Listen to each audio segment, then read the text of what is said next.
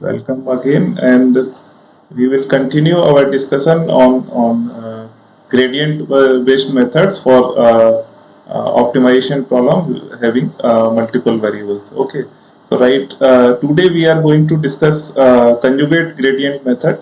I hope my voice is reaching to all of you. So in conjugate gradient method, I will directly come to the you know main steps, because most of the things you will find that these are repetitive. Only there are minor you know minor modifications at the implementation part. So instead of discussing about this method, conjugate gradient method, which is also not known as Fischer-Reeves methods. Okay, so here you can see there are just a second. My voice is echoing. Anybody is unmuted? Okay, I hope my voice is reaching clearly. Sandeep, there is.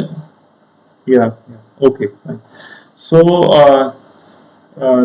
This conjugate gradient method is also known as Fischer-Reeves methods, and it will be in continuation of your previous discussion, that is CPEST addition method, where we have a quadratic function. Okay, but here we are doing some changes. We are calculating the search direction. Okay, so instead of discussing much about this method, I will come directly to the implementation part of this algorithm, that is conjugate gradient method or Fischer-Reeves method. Okay, so these are the basic steps, 6 steps in Fischer-Reeves method, which are proposed by Fischer-Reeves. Okay, here also we in this method you can see the step number one. There is a initial starting point. You can choose any arbitrary point, and you set your search direction which is calculated by taking the gradient of your given function at your starting point. So you can see that your first search direction is given by S1, which is equal to minus gradient of your function at your starting value, that is x1. So this will be equivalent to minus gradient of f1. Then you need to calculate the next point in the search direction. So obviously, if you have the search direction, I hope from the previous discussion it is quite clear to all of you that if we have one starting point and one search direction, then we can calculate the optimum step length in that particular search direction and calculate the value of next optimum point. Okay, so suppose lambda 1 is the optimum step length, then it may be calculated as x2 equal to x1 plus lambda 1 star si. Okay, and then you will set I equal to 2 and move to the next step. Now what you need to do, suppose you have calculated x2, then you will again calculate the value of gradient at this your current position, that is f2. So gradient of fi, that is gradient of function at I equal to 2, will be gradient of function at x equal to 2. Since you have already calculated the optimum point, so you need to find out the next search direction from your current position, that is x2. Okay, so suppose you which is for I equal to 2. So next search direction is which is proposed by Fischer-Reeves, is given by si equal to minus gradient of fi plus modulus of gradient fi square divided by modulus of gradient fi minus 1. So if I equal to 2, then this will be f1 and this will be f2, again this will be f2. Okay, and for Si minus 1 this will become S1. Okay, so for the first iteration this will be S2 equal to minus gradient of F2 plus modulus of gradient F2 modulus of gradient F1 multiplied by S1, right? So this is the main important step which is proposed in this algorithm, and I feel that you will not find it difficult to calculate your next search direction, that is SI. As soon as you know your search direction, or it is obvious, you will calculate the optimum step length in that particular search direction. Okay, so this once you have calculated x2, suppose you have calculated x2, then you will calculate x3. X3 will be x2 plus lambda 2 star into s2, right? So after calculating this x1, you will again do the optimality check, optimality for point x1. If x1 is xi plus 1 is optimum, then you will stop.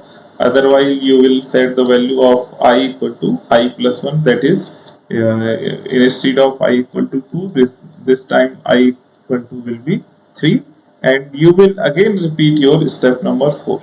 Okay, so in conjugate gradient method you need to repeat step number 4 until you find the optimum solution. Okay, so I think among all the methods discussed previously, Fisher-Rees method, that is the conjugate gradient method, is the simplest one. Okay, so let us take the same example. Minimize fx1 x2 equal to x1 minus x2 plus 2x1 square plus 2x1 x2 plus x2 square, starting from the point x1 equal to 0 comma 0. So we are again trying to minimize our function, same function, because we know the optimum solution. So we will try to see that in how many iterations we are able to get the optimum solution using your conjugate gradient method, right? So for the first step we need to calculate gradient of f1. So in order to calculate the gradient of function at x1, what we will do, we will take the gradient. I hope this gradient we have taken multiple times. So gradient of f will be del f over del x1, then del f over del x2. Okay, so 1 plus 4x1 plus 2x2, and this will be minus 1 plus 2x1 plus 2x2. Right, I hope there is no confusion, because this process we have repeated multiple times. Then we calculate the value of gradient, this gradient of function at value of x1, your starting point. At x, what is x1? Your starting point is 0 comma 0 0 0. So if you put these values in this function, the function of gradient, so you will get 1 minus 1, right? Now what will be your search direction? Because as stated in your conjugate gradient method, that your first search direction S1 will be equal to minus gradient of F1, that is the value of function of value of gradient of function at calculated at point x1. So if you set your search direction, S1 will be equal to minus gradient of function f calculated at x1. So this will become minus 1 1. Now you need to calculate the optimum step length in such direction S1. So in order to calculate the optimum step length in such direction x1, what you will do, you will calculate x1 plus lambda s1, and if you put these values, because x1 is 0 comma 0, so this will be minus lambda plus lambda minus lambda 1 comma lambda 1, and if you put these values in the value of your function, that is this function, sorry, if you put x1 equal to minus lambda and x2 equal to lambda, if you put these values in this function, you will get lambda 1 square minus 2 lambda 1. Okay, and in order to calculate the optimum step length lambda 1, what you will do, you will take the derivative of this function df over d lambda 1 df over d lambda 1 equal to 0. So by this you will get the value of your lambda 1 star, and which will be equal to 1, right? I hope there is no confusion up to this point. This process we have done in previous methods also, so there is no confusion. Then similarly we need to calculate the value of your next optimum point, which we will calculate using your step length, which we have calculated in this iteration, as well as the search direction.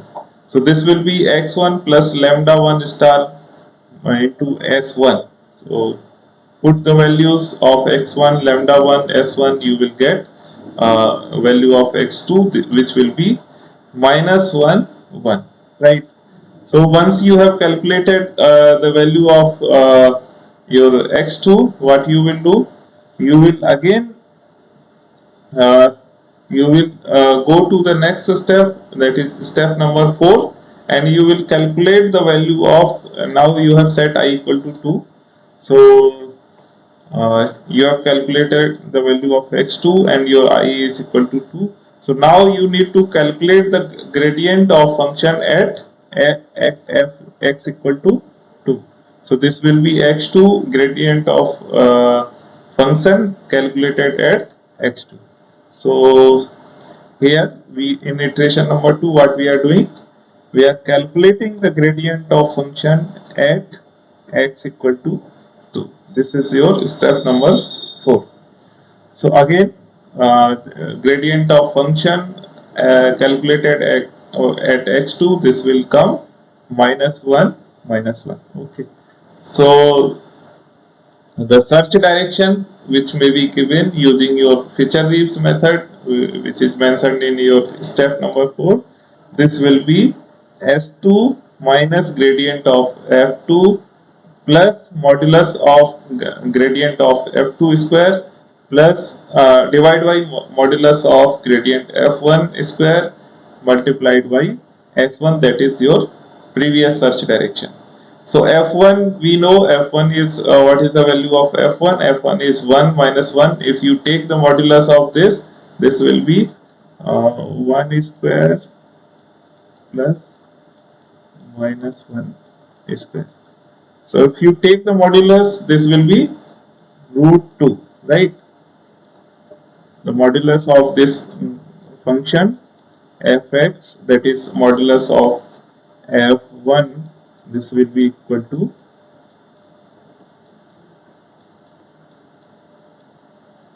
root 2, right?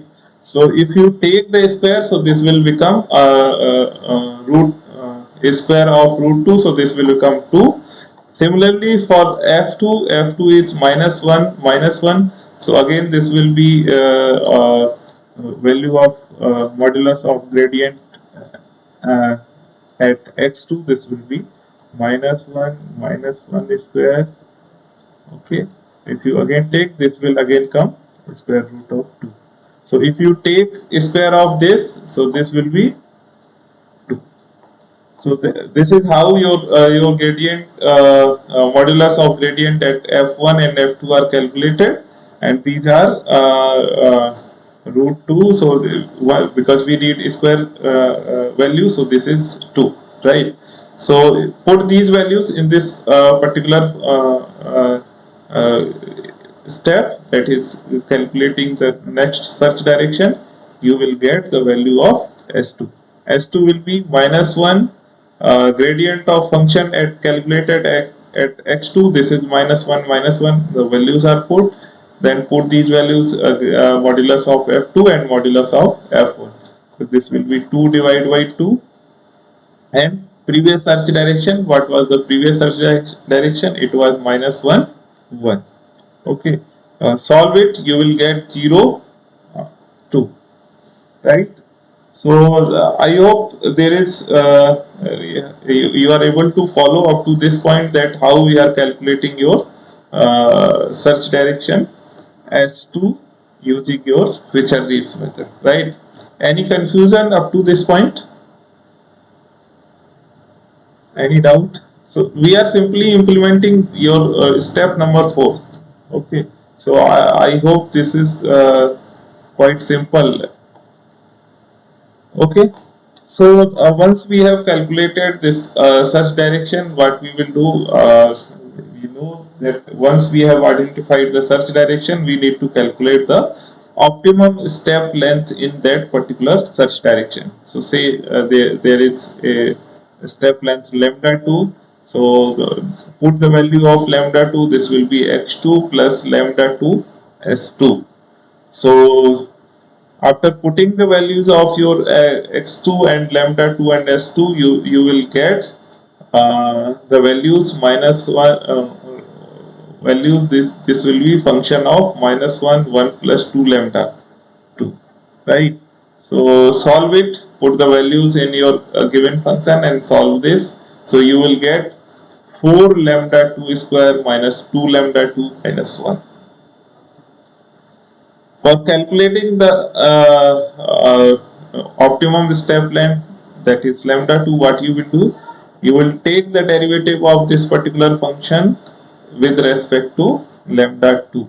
Okay, so df over d lambda 2, this will be 8 lambda 2 minus 2 equal to 0. Using this equation, you are able to get lambda 2 star is equal to 1 by 4, and once you have calculated the lambda 2, you can calculate the next optimum point. So the next optimum point will be x3, which may be given by x3 equal to lambda 2 plus x3 equal to x3 plus lambda 2 into s2. Put these values, simply you need to put these values and you will get 1 minus 1 1 plus 1 by 4 0 2. So this, if you solve this expression, you will get minus 1 1.5, right? So this here you can see because you are knowing the answer of this particular function using our previous from your previous techniques. So we know that the optimum value of or the optimum point for this particular function is minus 1 1.5, right?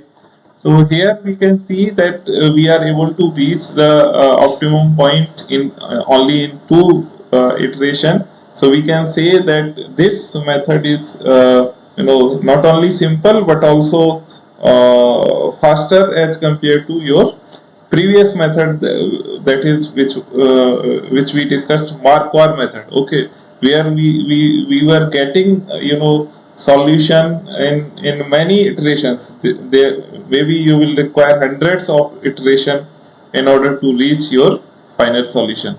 But here in conjugate gradient method, you are able to reach the optimum step point even in 2 iteration, or maybe if you are having if you have taken a starting point which is far away from your solution, that you will take maybe 4 or 5 iteration you will require in order to reach your final solution. So we can say that in conjugate gradient method, you reach the solution quickly as compared to any other methods. Okay. So how we will verify that whether this point is optimum or not? Okay. So in conjugate gradient method, because we want to verify whether we have reached to the optimum point or not. So what we will do, we will calculate the value of your next search direction. Okay, whether we are able to get the next search direction or not.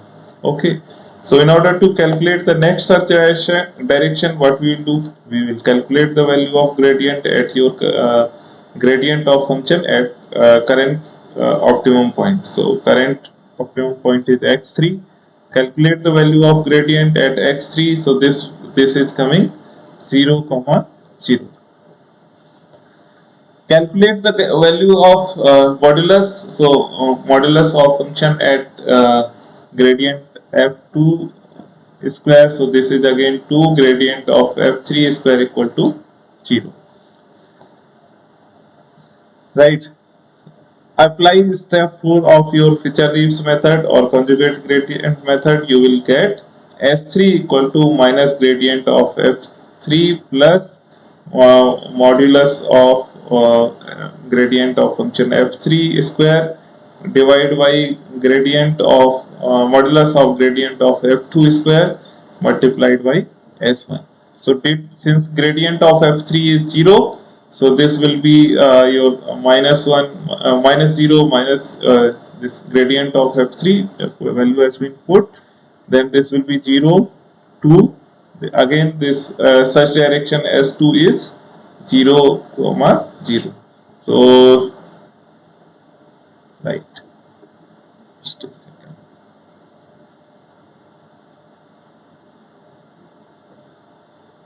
Okay, so you will get these values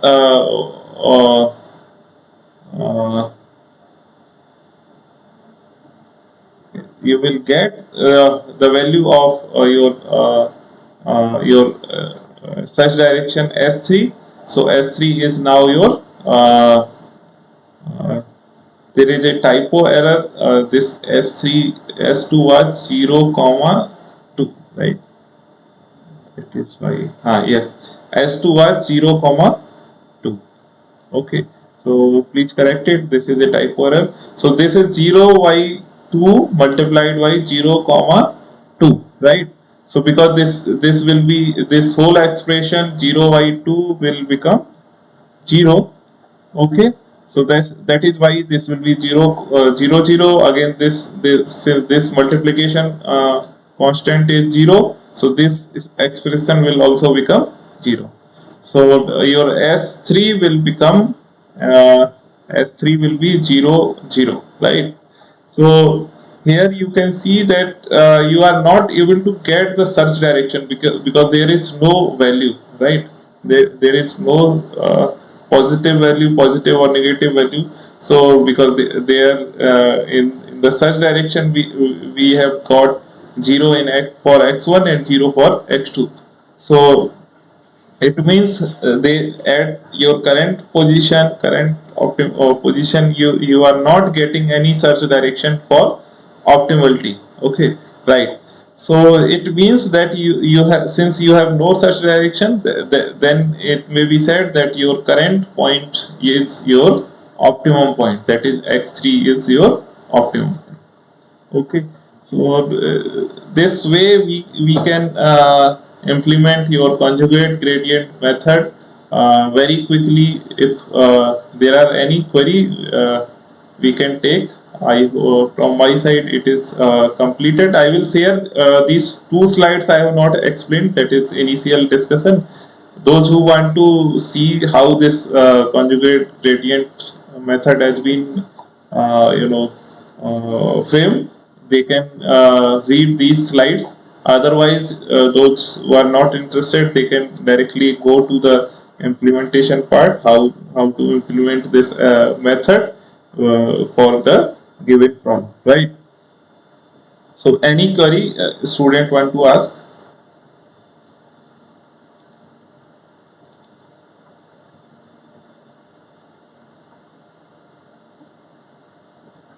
Okay, so if there is no query, then we can stop here. I will share the lecture notes on the website as well.